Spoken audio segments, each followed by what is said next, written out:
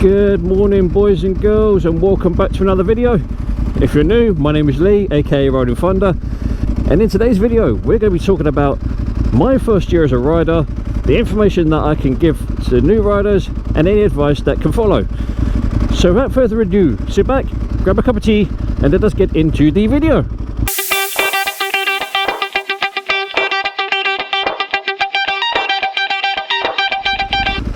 So, welcome back, ladies and gents. You join me on a rather brisk September morning, and I figured I would do a video on a subject that has been well, not recommended, suggested by one of my new subscribers who's looking for advice, tips and tricks as a potentially new rider. So without further ado, where should we begin? It's all well and good saying, oh, do this, do that, do the other, but as a new rider it's very, very difficult. You know, if you're completely new to the whole concept of riding a bike, in some instances that can be the scariest part. If you've never ridden a bike before, or a scooter for that matter, it can be a rather daunting experience. For example, riding around London streets. It might sound like a lot of fun, but it's absolutely riddled with dangers. And I'm not just talking about other road users, I'm talking about things like potholes, like this thing here, manhole covers, white lines in the rain. You know, there's a lot of things that you need to look at that will play a part in your learning experiences.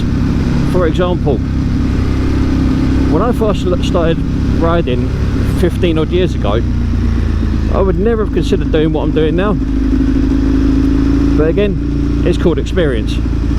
When you've got the experience, you tend to learn new things, or you tend to learn new concepts, and actually being able to function on the road without causing yourself or anyone else any harm, danger or injury.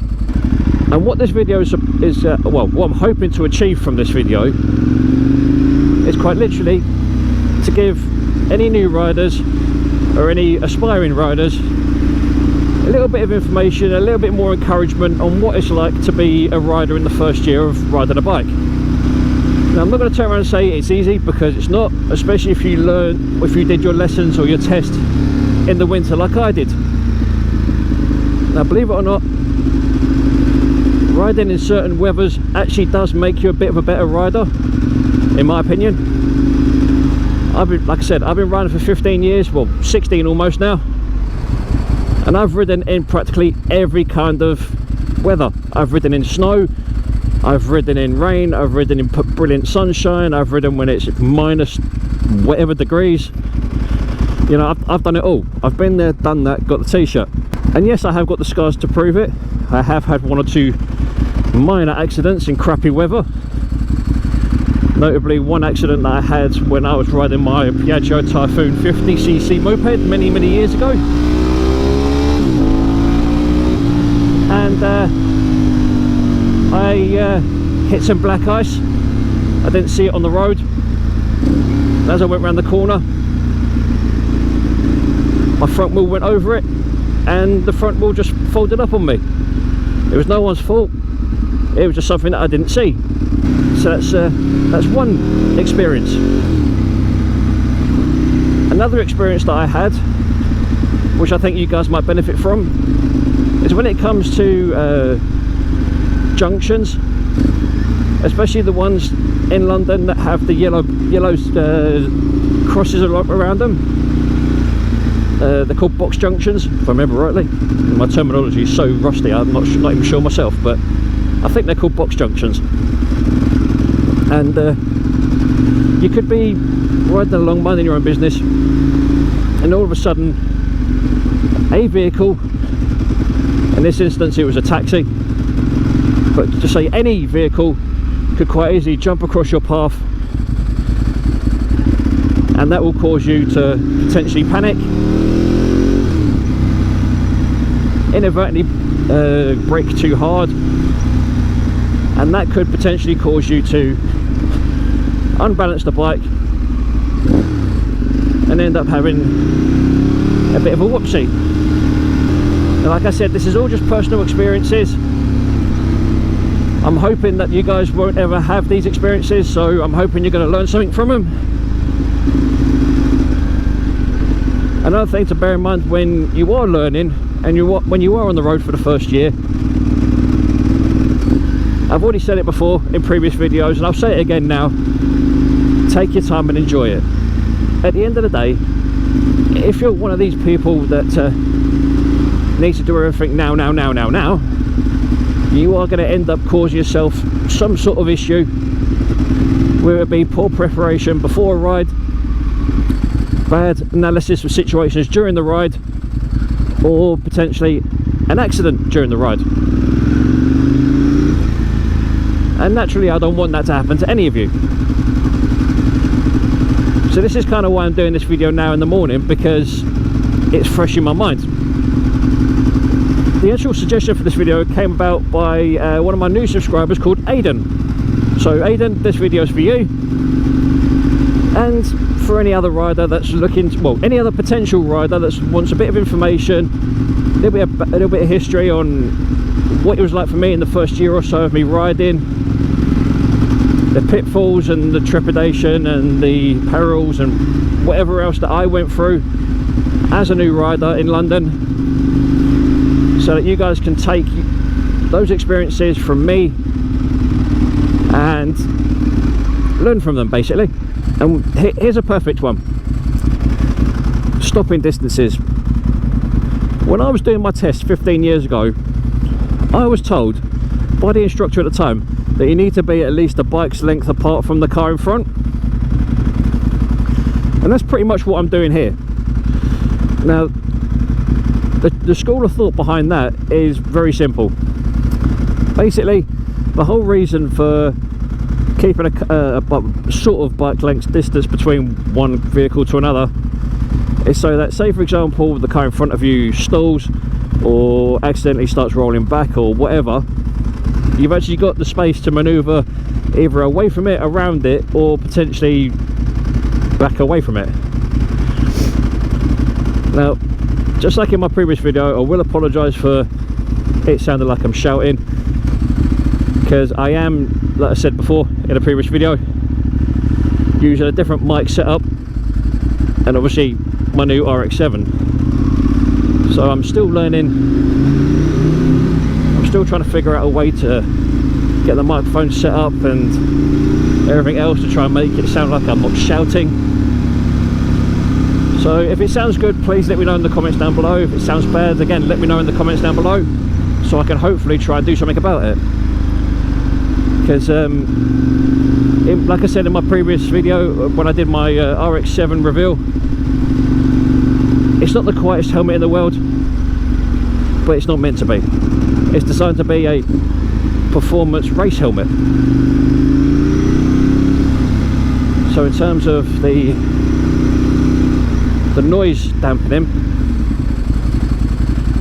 it's not going to be brilliant, but I'm hoping with any luck that you can hear me without too much background noise, I suppose. Admittedly, I don't want to sound like I'm shouting, because I don't mean to, but I have got a cold at the moment, so it might come across like I am. I'm really hoping it doesn't, but if it does, I'm sorry. But anyway, where was I?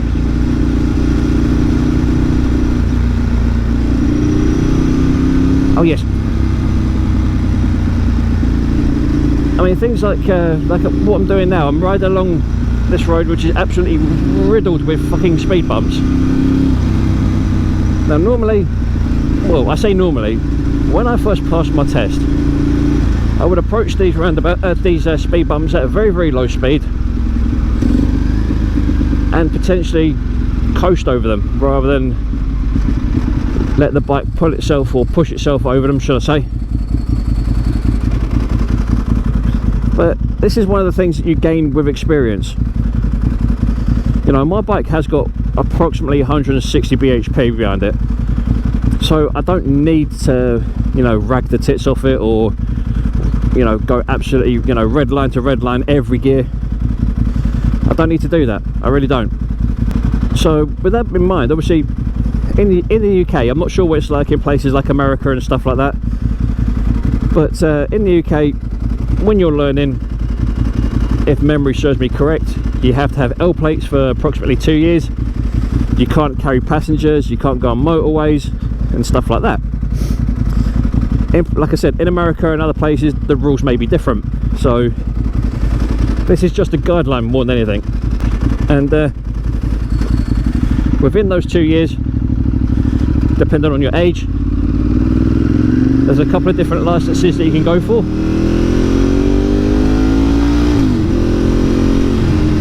You've got your A2, which is your 19 to 24 license, I think it is. And then you've got your A1, which is your 21 to 24 license, which then becomes a full license, if my memory serves me correct. If it's not correct, I do apologise, but like I've said in previous videos, it has been 15 odd years since I passed my test, so I know the rules have changed quite a bit since then. But I digress. So once you've done your test, what do you do? Now, like I said, this is based on UK roads and UK situations, so if it doesn't quite marry up to what you guys do in whichever country you're watching this from, please just take my advice with a pinch of salt, because like I said, the legislation and the roads and whatever else will be different wherever you are, so just be careful. So let's take this situation here. I'm approaching stationary traffic or slow moving traffic. What do you do? Now, normally I would filter down the middle, but thanks to the new road markings or new road layout that they've done around here, that is nigh on impossible. So what we're going to do is we're going to take our time, we're going to assess the road ahead, and we are going to act accordingly. Now, like I said before, depending on what part of the world you're in, filtering or lane splitting, depending on what part of the world you're in, may be legal, it may be illegal. So like I've already said, please take what I'm saying with a pinch of salt. So what we're going to do, we're going to slowly creep our way forward through the slow moving traffic and hopefully not get cleaned up by this fucking lorry, which thankfully we're not, because that would have been a really fucking bad day. Now what we're going to do here, we'll slowly slip past all these cars till we get to the front of the queue, like so. Now, as you can see with this junction, oh, by the way, that's a box junction right there. That's what they do. If you get caught in one of those, you get a fine. Not sure what the fine is, but I know it's at least 60 quid. But anyway, so as you saw there, when we were sitting at the junction, we didn't overdo it, we just sat at the front of the queue. No need to go mad with the throttle, no need to go mad on the clutch. Just slowly but surely work our way through the stationary traffic. It's always advisable, just like when it comes to stopping, to give yourself about half a bike to a bike's length space in front of the car that's in front of you.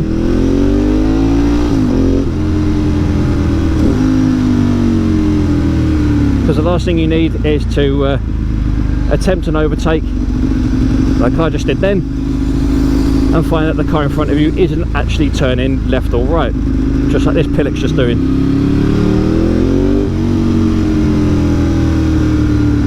And another word of warning, you need to be aware of your surroundings. Like for example, this street, it may seem quiet, but there's potential hazards absolutely fucking everywhere. You've got school kids, you've got people turning left and right, you've got the road sweeper back there, you've got freshly painted white lines, you've got traffic lights, you've got other bikes and cars and stuff like that, you've got people coming in and out of shops, you've got people on push bikes, you've got bikes that like to stall on themselves. That is really starting to get on my tits now. I must get that fixed. I really must get that fucking sorted. But anyway, so as well as all those other hazards you need to be aware of, you need to be paying attention. And it's all well and good me saying that you need to pay attention and yada yada yada. I can do that and talk to you guys at the same time. Why? Because I've got the experience. How? Because I've had the practice. And I would never ever expect a new rider to literally just go out, grab themselves a GoPro or a drift or whatever else and start recording shit without learning how to ride first. Because I know there's many young riders or aspiring riders that want to motovlog and whatever else, which is fine, there's no problem with that. But equally, it can be dangerous. And I'm not going to tell you it's not dangerous, because if you haven't got the experience and the confidence on the road, it can become exceptionally dangerous. Just like now, for example, if I had to stop back there, one of those cars, or maybe even both of them, I could have ended up hitting. I'm not saying I would, because I had the presence of mind to slow down when I saw them. But it's an example of a situation that could have become dangerous. And here again, here's another example. Here's a massive box junction right in front of us. You've got buses turning left here. You've got cars turning right. You've got cars going straight across this junction. And the lights are about to change for us to go straight across. Again, just like before, you don't have to go mad. All you got to do is just give the bike enough gas to make it pull, slowly let the clutch out, and providing you get your clutch and throttle action not perfect but good enough, you'll slowly ease away from a stop and be chugging along like I am now. And again, all these little things will come to you in time with practice. Admittedly, I jumped straight from a 50cc twist and go moped to a 125cc geared bike, and I'll be honest, if I was to do it all over again, I probably would have done it exactly the same way as I did. That doesn't mean to say that people can't jump straight on 1000cc once they've done the test, if they're old enough, obviously. If you've got the confidence and you're not stupid and you're sensible and whatever else, then fine, you know, knock yourselves out, go for it. Me personally, if I was going to go through it all over again, I would not jump straight on a 1000cc bike. Maybe a 600 possibly, nothing bigger than that, just until I got more road experience and a bit more roadcraft under my belt. Then once I'd actually been on the road for a little while, I would then consider jumping up to 1000 or 1100 or whatever, depending on what I fancied at the time. For example, this is the history of my bikes, right? I'm going to be really brief, but this is basically the history of my bikes. I went from a 50cc Piaggio Typhoon moped to an Aprilia RS125 geared bike. I went from the Aprilia RS125 to my first of many Ducatis. I had a Ducati 748E, which is basically like the base model. So I had that for about 2 years before I unfortunately got cleaned up and crashed it. I then went from the 748E to a 748 Proposto, which is basically again a base model but has 2 seats rather than 1. I again had that for somewhere in the region of about 18 months, 2 years before that got nicked.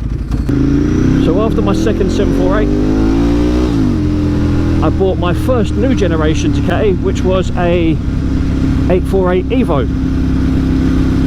I had that for about a year before some delightful scrote decided to fucking steal it.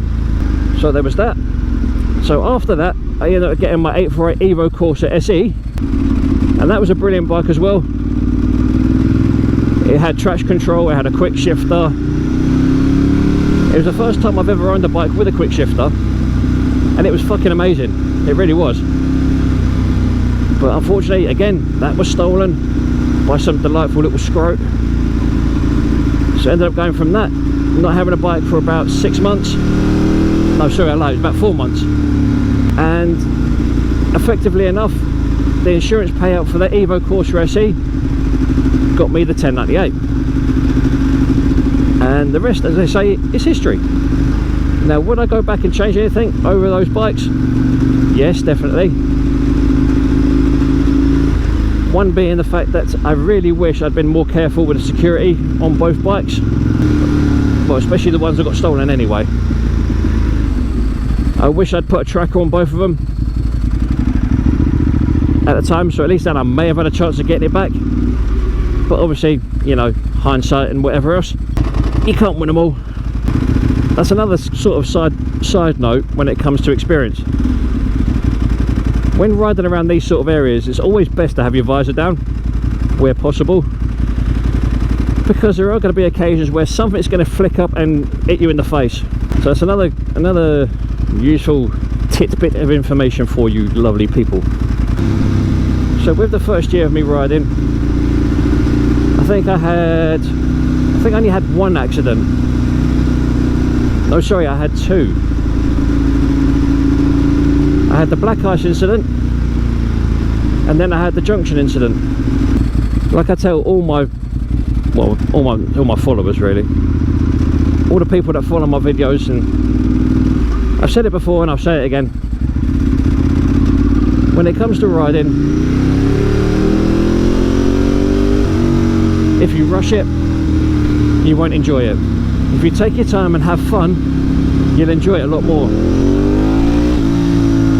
Trust me on that. Because I went through a phase a few years back where I was actually riding for a living. I was actually a courier working for a medical firm up in central London.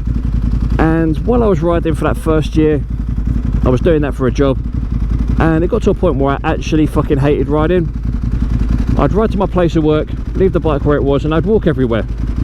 Literally because I couldn't be fucked with riding. Ask me about riding to work now, or riding anywhere now. Do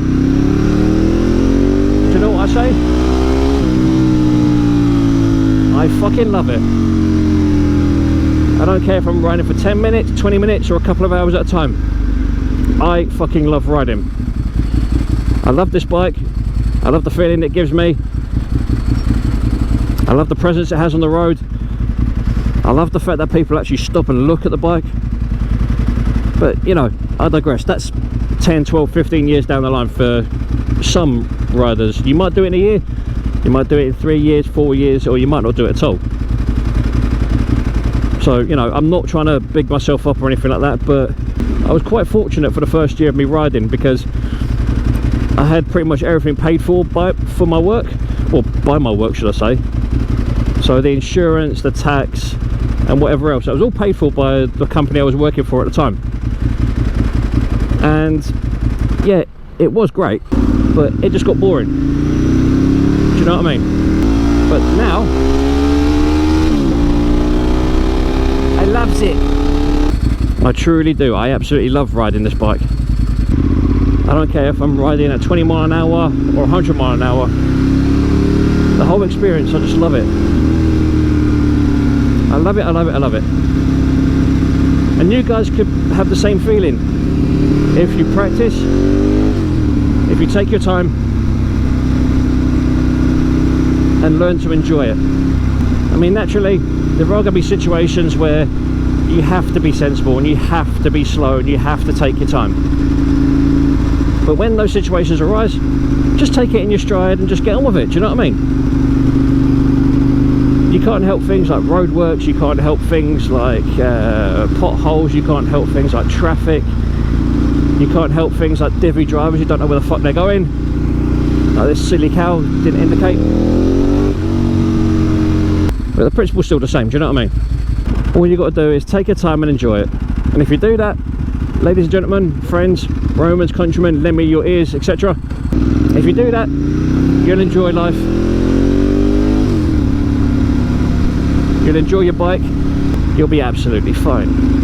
Because believe it or not, riding in central London with police around you Now, even out in this neck of the woods in New Malden, the police do not look favourably on bikers, especially ones that ride loud superbikes like this and ride around wearing tinted visors and a camera on their faces.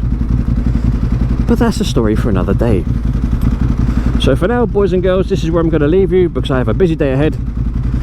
So without further ado, this is Lee, aka Rollin Thunder, saying look after yourselves, look after each other, stay safe on the roads, stay away from COVID-19, be sensible, be safe, be happy, look after each other, and as always, adios.